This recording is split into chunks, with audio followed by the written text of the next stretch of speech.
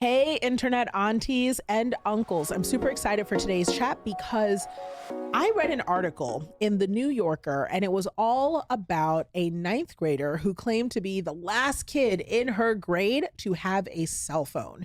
And it just brought up all of these issues. And I think you guys may have seen the viral clip that's going around right now of the new terms for tech that's written by one of the leading foremost experts in child psychology. And the terms are things like, don't give kids to phones till they're 14, 16 ideally. Don't let them have access to the internet in their pockets.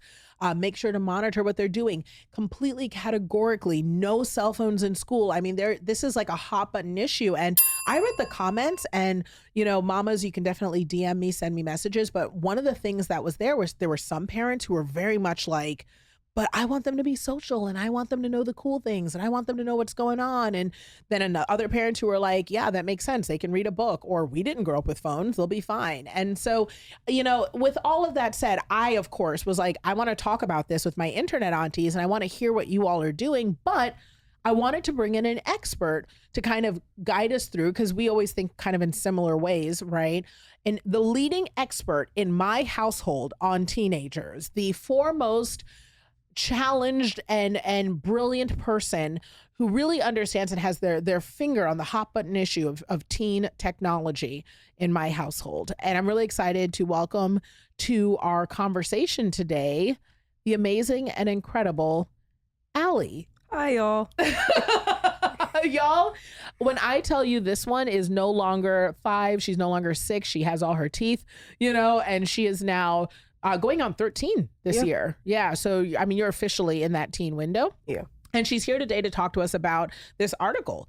And I think that you have a very unique perspective on phones and teens and middle school. So first things first, how's middle school going overall for you? It's going pretty good. Okay. Like in the middle. In the middle? Well, I mean, you're almost, how many more days left of school? Hold on. 4?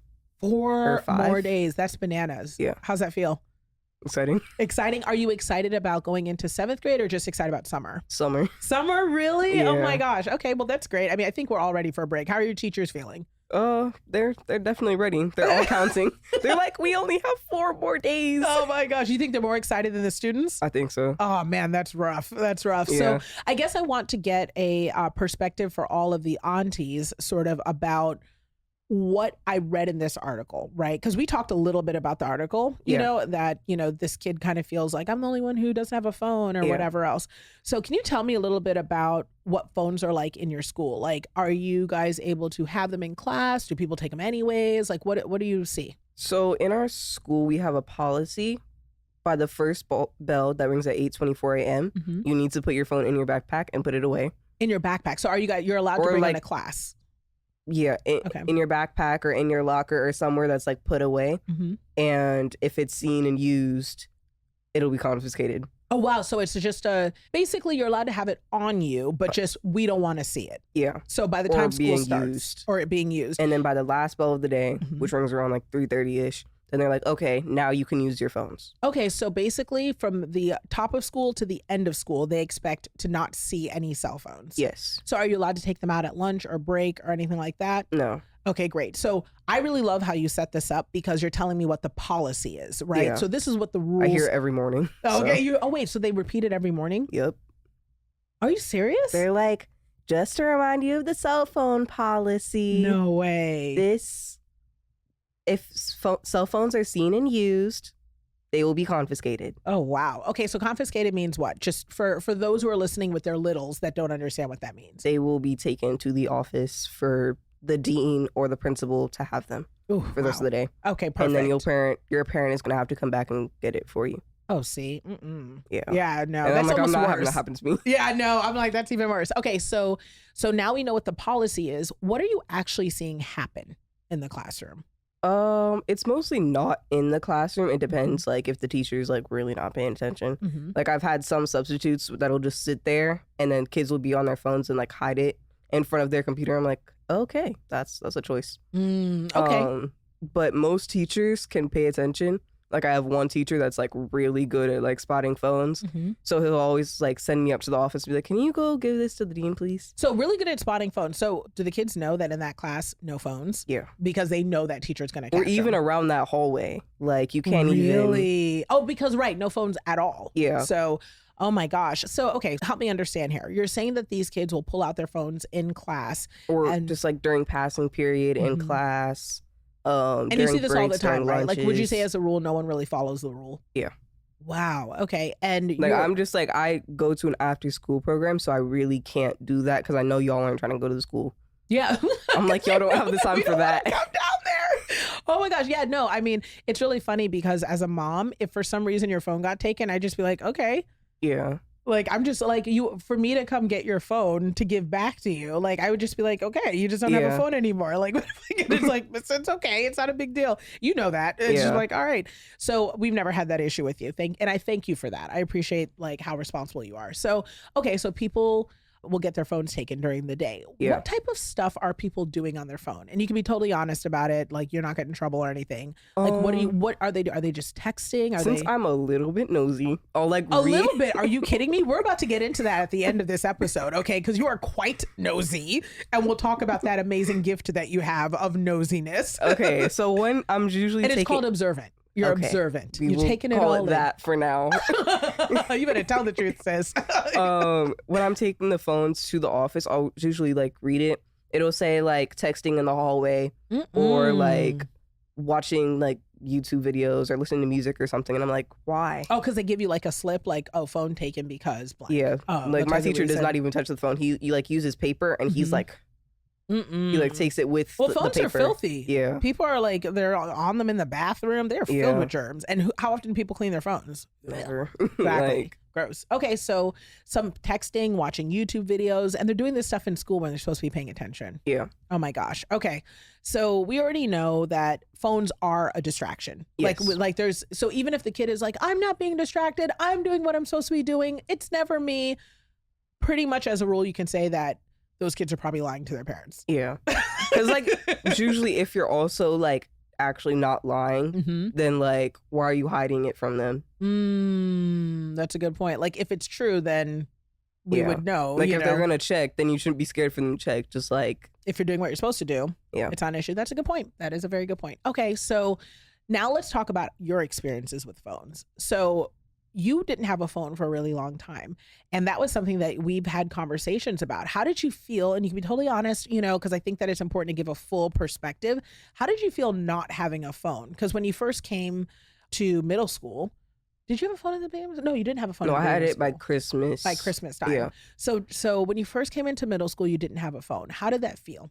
It was like a little bit awkward because like sometimes I would text my friends in the morning and say like, oh, I'm on my way to school right now. I'll see you at the lunch tables or wherever we're going to meet up. You mean from your iPad at home? Yeah. Yeah, in the morning. Okay. But now I can like text them like, oh, I'm like 3 minutes away. Can you meet me at like the lunch tables or in the hallway or at my locker or something? And like from the car during drop off. Yeah. That makes sense. But before it was like a little bit awkward. Also, like I had to keep wondering like when I was getting picked up because I was like, I don't really know. Yeah. Or like where I was getting picked up because I was like, I'm not really sure where I'm going. Like, are you meeting me here? Are you meeting me there? Yeah. Yeah. Because also I was just like walking back and forth everywhere. Sure. No, that's true. So what's interesting is back in the oldie times when mom grew up, right? In the olden days. So in those days, the 1900s, y'all, I hope you're all feeling ancient along with me here. You're cackling. You think this is so funny, right? The oldie times. But back in the olden days, we didn't have phones. Like cell phones. So if we wanted to go somewhere, we would have to call people before we left the house. And then we had to get there and hope that everyone showed up and was on their way. And if for some reason we weren't sure if they're on their way, we would have to like find a restaurant or a store or something, or sometimes payphones. And if you want to use a payphone, you have to use a quarter and like you'd have to have change. And then you have to put that in there in order to make a call. So it's interesting because I hear the like, it was kind of like anxious. Would you say that was the word you used? Like because I also sort of get anxious easily. Yeah, also, and you want to know what's going on. You are very late sometimes. So I am. I can be late. Listen, this is not news. My producer Josh knows it. We were late today. Like I do the best I can. Okay, you know what it is? I overcommit, but I also own what you're saying as constructive feedback. Okay. You know, I'm in therapy. She's working on herself. Okay. But I also need prayer. So you're going to give me prayer? Yeah. All right. So, I'm not sure if that's going to fix that. But we'll see. We'll do what you can. Look, Jesus can fix anything. So we go work on it. But yeah, so it's like, you're right. Like just making sure that we communicate. This is also why I don't do pickup. Alex does pickup because Alex is on time. But that said, you know, that communication part is so important. And so I understood that. And I think that was part of why, you know, me and Alex were like, we'd like to get you a phone for sure. But you were actually really good about it. One of the things that was in this article was that they kept talking about how kids do PowerPoint presentations to try to get phones. Have you heard of this already? I haven't done the PowerPoint yet, but you know, I successfully got a phone. You did successfully get a phone. Just, you know how do you want me to tell you, like, plot twist if anyone's listening? What you did was you actually were just showed yourself to be responsible. You know, like you asked about it, you gave a couple of reasons why you'd want to use it. And we've never had an issue with you not following our phone rules. Yeah. You know, one of our phone rules is no phones really in the bedroom. Yeah. You know, so you don't have your phone overnight. Yeah. We plug it up when you get back from school. You always do that. That's never an issue. Yeah. And if I forget, I'll just like leave it on my bed or something. Yeah, leave it on your side. But that almost never happens. Yeah. And we've never had to come to school to get your phone. Yeah. That's never been an issue. I did almost lose my phone, like as I got in the car today. Oh yeah, but like that's just what, like dropping it or something. Yeah, no, because I dropped it because I had like 3 bags with me. Ooh, girl, bag lady. We cleaned out our lockers today, so that okay. Oh my so gosh. I put my phone on like the seat of the car, and then I put a bunch of my bags over, and I was like, oh man, I lost my phone. Got it. So then I like took out all my bags. I was like, where'd it go? Where'd it go? Because I'm like, I know you're not getting me a new one. There's that.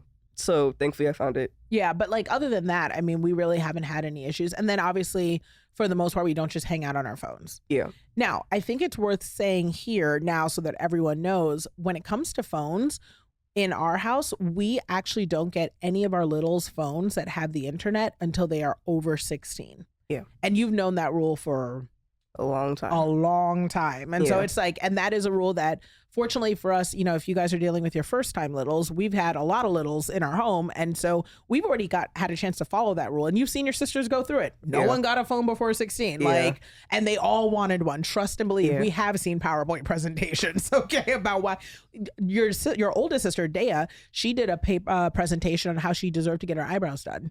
When she was like 13, she was like, here's the reason why, and here's the PowerPoint presentation. Better eyebrows will make me cooler to everybody. We're like, girl, you got the 3 E's eyebrows too, so. She really did. Eyebrows, she was like, eyebrows are a family value. I would like to respect our family values. I was like, this is good. She really, like, this is a tough call right here. So, but one of the things that's really different about your phone, do you want to tell the aunties that's different from everyone else? It doesn't have internet. And I mean, that's really the biggest thing. Yeah, that's the biggest thing. So I can still show off my dogs. You can still take pictures. You can still take little videos. You can still text. You can listen to music. Like you have those features, but you don't have the ability to just get on the internet and look at whatever or do whatever, right? Or social media, right? Or social media. Do you find that is difficult or distracting for you? It's a little bit difficult because when I usually get to after school, people are like, oh, can you look this up for me so that I can like draw this really quick? And I'm like, no, sorry. Yeah. It doesn't really have internet. Yep. Because I'm like, I feel like kind of bad because I'm like, I can't really help you out right now. But I'm also like, you could just ask anyone else. Anyone else. Yeah, like, that's true. That's true. And also, so many people have phones like now that I'm like, you can literally just ask everyone else but me. No, that's so true. Do you feel ever that and you can, to be totally honest, do you ever feel left out or weird because people have social media? I know that a lot of being social now is like sharing memes, like me and Alex are always sharing little things, or sometimes we'll show you things like, look at this dog eating soup, you know, like whatever. Do you ever feel weird or left out? Like a little bit, but I'm also like, I still have other ways to see things. Like I can just ask you, I'll be like, oh, can you like show me this thing people are talking about or whatever, if it's appropriate. Or like, do you know what it is? Right, that's true. And we'll explain. That's true. That is true. And I think sometimes your friends will share things with you, but like either via an iPad or someplace else where we're able to be home and it can be either supervised or whatever. So, okay, cool. So now we've talked about sort of that. I do want to know your overall take on that portion of it. Do you feel like, And I understand that your feelings may change around this too over time. Mhm. But do you feel like you're going to need a phone with internet soon, or social media, or ways to interact more later? Or what are your thoughts around that? It really does depend Mm-hmm. if like I'm like a super social person. Mm-hmm. Because if I was like a super social person, then I obviously probably would really need the internet that much, or like Yeah. social media. Yeah. Like I might like to be like, oh, look at what I I'm made doing or something. whatever. Yeah. But also I can just use your Instagram page for that. That is true. Yeah. That is true. All your big moments are there. Yeah. but knowing that a lot of your friends are on social, and they aren't your friends on social? Yeah. Yeah. Do you find that like is that like weird for them, or do they bully, or is it nice, or is it friendly and like what is it like? Most of my friends, for them, it's usually nice. I had like this That's good. one time where they had like a whole assembly, Mhm. and then there were No, like, wait, what? yeah, Whoa, This- T, wait. tell me the thing, because I did not know that. An assembly in school. This was a middle school? Yes, Oh, tell me what happened. they had like a whole assembly. They were like, can you guys please not post other people on social media, because we have found plenty of videos on one specific page. What? And I Did you know about the page before the assembly? No. Oh my I know about gosh. like anything. I heard people like whispering about it. I was like, ooh. So people already kind of like knew about it before the assembly, but then when it was called out, everyone knew. Yeah. What? Because I didn't even know about it. Because also I'm like, I'm not going to pay attention to that, so I won't be involved in it. You're not in the mess. That's like, you're not in the mess. So wait a second. So this page was like somebody made a page and it was a bullying page or something like that. It In was middle like- school though? Yeah. And it was in 6th grade too. I'm like, Wow. that's just crazy. Do you know what types of things were being posted? I think it was just like people being mean to like a bunch of other people or like teachers and stuff. And it was like, I don't. That's mess. And then was the Yeah. assembly for everyone or just 6th grade? I think it was for just 6th grade. Ooh, the mess of it all. Yeah. That's why it's so funny, because like sometimes you'll come home, you're like, I got tea, mom, you know, and you'll tell me something, but if it has nothing to do with you, you forget. Yeah. But that's still tea. I want to Yeah. know. But that's bananas. Okay, so right now you feel like you're okay not being in the mix. You don't feel Yeah. like you're missing out socially, because that's one of the things people say is the biggest thing, is they feel like, what if my kid feels left out? What if I don't know how to like talk in the DMs, or, you know, those sorts of things. Don't Yeah. look at me and laugh, please. Okay, she's an older lady. Okay, I'm an elder. So that said, let's talk about being social, because we've been I don't know if you know, but like I've talked with your internet aunties for recommendations on what is it like raising an introvert, right? Yeah. Now, would you describe yourself as an introvert? What is an introvert? You talk to me about that, because I know that that is something that we've kind of said in relation to phones and social in middle school. Like talk to me about introversion. Okay. So I am an introvert. Okay. I don't really know how to describe an introvert, because Okay. like if I describe it, it's from like my experience, because Mhm. also like all introverts are different. That's true. So Like tell me, I some- guess, your experience, and then maybe how it shows, I guess. So with like me and as an introvert, I'm like quiet, but I'm also not like super quiet that'll be like just sitting there like not being like no, Mm-hmm. and just like being quiet in the back of the room, like, oh, I don't like speak up in front of everyone, I won't do anything. Mm-hmm. But like with some people, they just like don't want to do it because they are like actually really scared about doing stuff, Mm-hmm. because they're like, oh, what if someone makes fun of me or something? Yeah, that's like social anxiety. That's Yeah. like, I'm scared to be social. Yeah. But you're just an introvert. You're like, I'm not scared. I just don't feel like saying anything. Yeah. It also depends on like who's in the room too. So if it's Mm. like I'm with you or Alex or like any of my family members or Mhm. friends, I'll be like way more social. Oh no, we're like, please, Allie, that's enough. Like we're like, rein it in. Time for bed, please. Yeah. Because I know that for sure. Yeah, I literally, yeah, I think last night we were like, okay, all right, sis, go to Yeah. bed. And you're like hollering at us from the door, down the hallway. It's like very social. Okay, so as an introvert, do you feel, and this is just like your take, and I think for anyone who's like moms who are raising introverts and stuff, do you think being an introvert is like good or bad in your opinion? Or is it just nothing? Like, It's not really a good or bad thing. It's Mhm. technically like the same thing as an extrovert, just That's right. like the complete opposite. that's right. Like I know it doesn't make sense, like the same but opposite. No, but it does though. I get Yeah. what you're saying. So then, do you feel in middle school that like or even like at this age, right? Like being a teen or when you're watching like Disney shows, do you feel like introverts get enough like attention, or do you think that they talk about it enough? Like, do you feel like you get enough support as an introvert to like see yourself? I think they do get enough attention. Mhm. I just think that people see it as in like a bad way. Tell me more about that. Because like usually in shows they're like, oh, well, this introvert was like super quiet before, but now they're all like popular and pretty. So we fix them. Yeah. I'm like, right. What does that you even can't mean? really fix people. That's right. Like you can't fix an extrovert to be an introvert, and you That's can't right. fix an introvert to be an extrovert. And why would you want to? Ain't nothing wrong. You know, so there's that part. So let's talk about one. Oh, we should give everyone the recommendation of what you use to learn about introvert. Oh, yeah. You read what was the book called? Forgetting the name. A Quiet Power by Susan Cain. Yeah. And I'll put the notes in the show notes below. The name of the book is Quiet Power by Susan Cain, and they have a teen version. Yeah. And can you tell us a little bit more about the adult book? version. Yeah, they have an adult version too for adult introverts, or for people like me who are raising adult introverts and are clearly extroverts. Yeah. You know, which again, apologies. I don't know if you mind. Do you mind your mom being an extrovert? I don't know. Really. Not really. I'm your wing woman. Yeah. We go places. I'll be like, this is crazy. Let's go do it. But you're always down. Yeah. You're always as down. long as there's snacks. Yeah, as long as there's snacks. Listen, you are clearly my child. So, okay, so I got you this book because we had a situation that happened. Yeah. And after that situation, I was like, okay, this is how people are perceiving you. And not only are they super duper wrong, but I want to make sure that you are empowered, right? Yeah. So that you can understand exactly how to step to these people and be like, first and foremost, introverts are fabulous, right? Yeah. So what happened was you were interviewing at a new private school and you're super excited about the school. You love the school. But one of the parents who I think was trying to be nice, I wasn't there. Also, internet aunties, you'll know I wasn't there by the end of this story, because if I was there, it might not have played out the same way, right? It might not have played out the same way.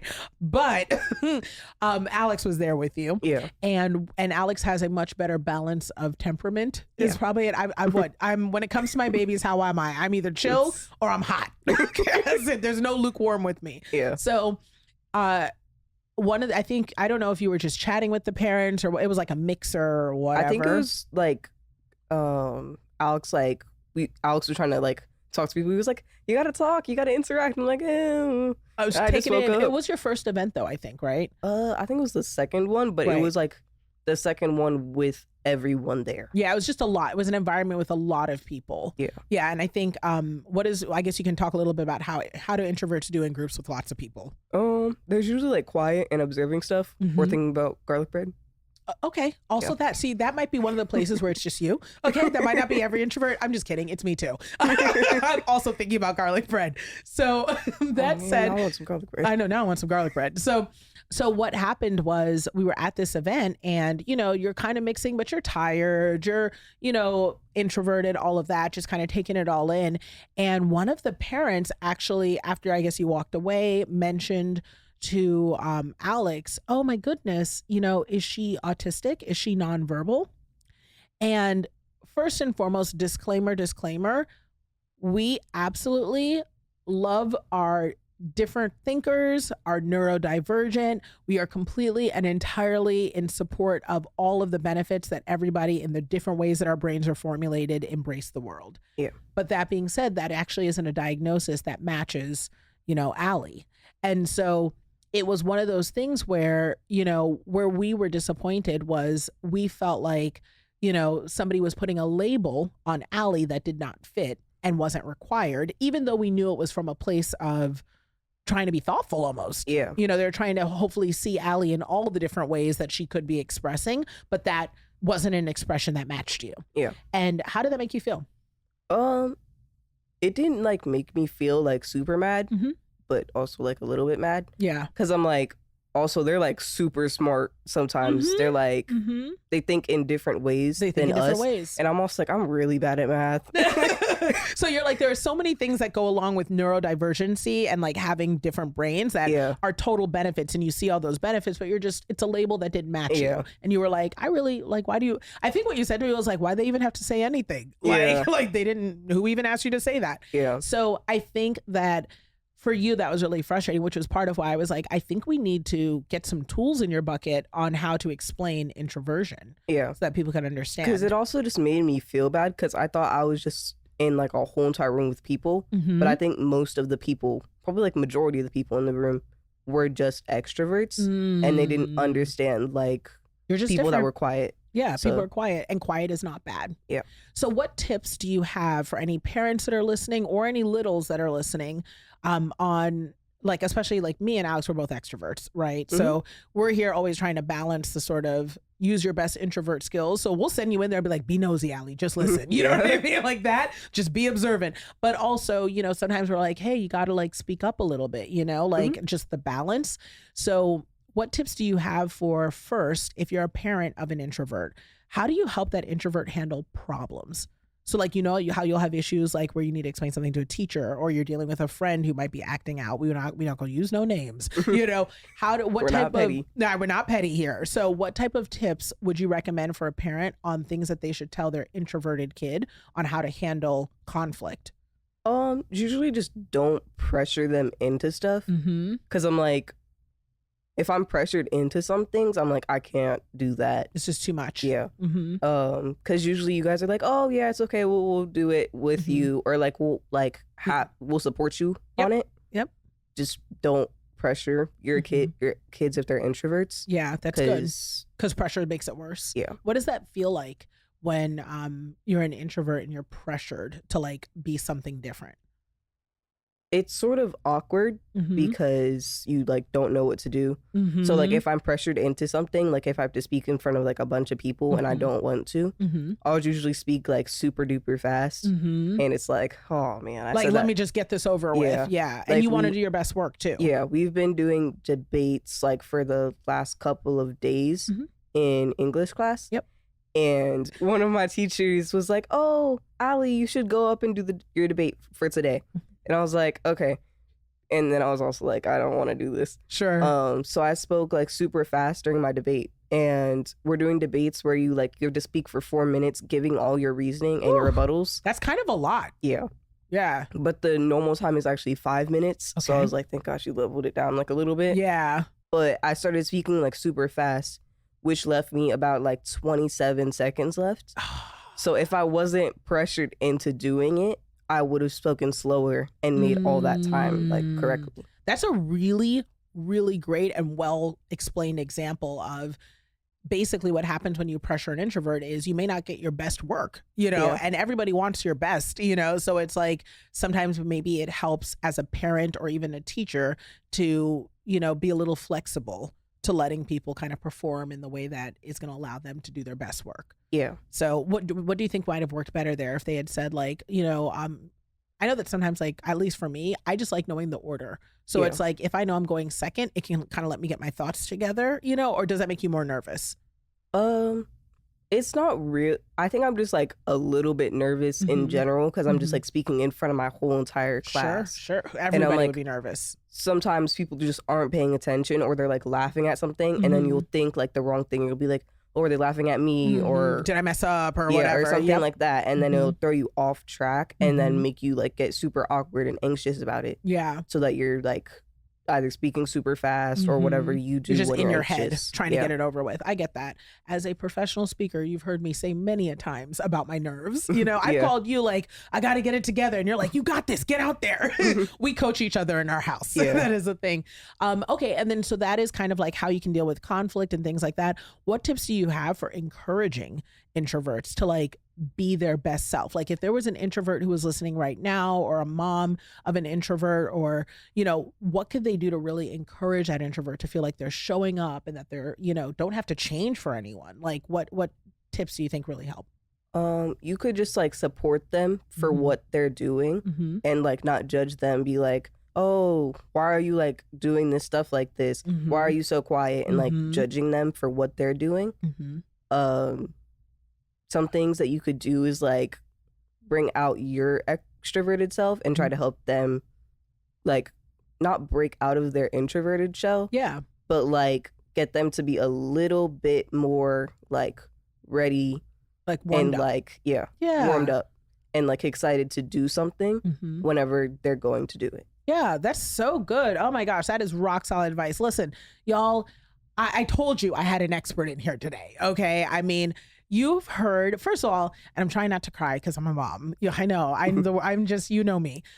I am so proud of you. Like this is your third time being on the podcast and you get better every time.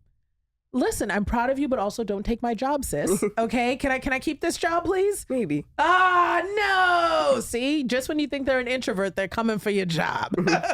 Thank you so much for being here. I love you so much. And that was amazing. Thank you so much for having me. It's been a pleasure.